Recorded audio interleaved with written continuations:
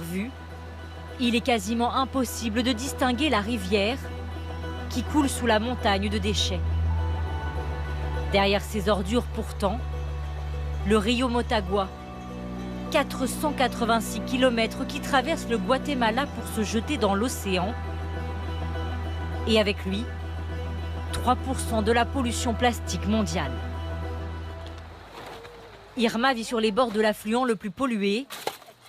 Depuis qu'elle a 10 ans, elle ramasse les ordures à main nue pour ensuite les revendre. Ça, c'est de la ferraille. Ça se revend 3 € les 500 grammes. Et là, ce type de canette, c'est 20 centimes les 500 grammes. Je sais que cette rivière est polluée, mais je suis obligée de faire ça pour vivre. Ici, au moins, je gagne mon argent honnêtement, même si c'est en brûlant sous le soleil. Cela fait plusieurs dizaines d'années que les collines verdoyantes au nord de la capitale ont laissé place à des monceaux de déchets. Un paysage dantesque qu'a décidé de changer Mario Zea, responsable d'une ONG locale. Aujourd'hui, on a à peu près entre 30 et 40 tonnes de déchets. C'est une petite quantité par rapport à d'habitude. Avec l'aide d'une autre association, il a fait installer cette barrière flottante en juin dernier, au milieu du fleuve. Elle est capable de capturer une partie des déchets avant qu'ils ne soient portés jusqu'à l'océan. Et certains jours, cela atteint plus de 400 tonnes. Vous pouvez voir qu'avec la force du fleuve, les déchets sont entraînés et arrêtés par notre barrière flottante qui est faite de plastique. En dessous, il y a un treillis et cette maille laisse passer l'eau, mais pas le plastique. Une fois ramassés, certains plastiques seront triés et recyclés. Mais pour la grande majorité, ils seront stockés dans ces immenses ballots en attendant de trouver une seconde vie. Pour Mario Zea, si la barrière est efficace, elle n'est qu'une partie de la solution. Cela me rend triste que nous ne comprenions pas que nous faisons partie de la nature, que nous devons en prendre soin.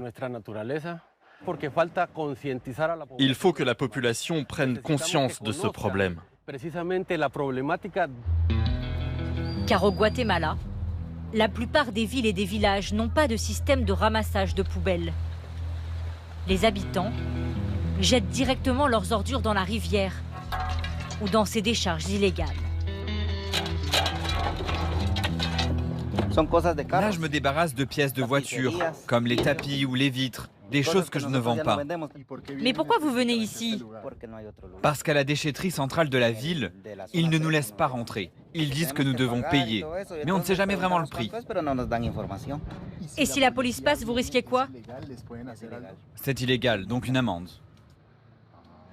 Le phénomène a pris tellement d'ampleur que le cours du fleuve a même été modifié.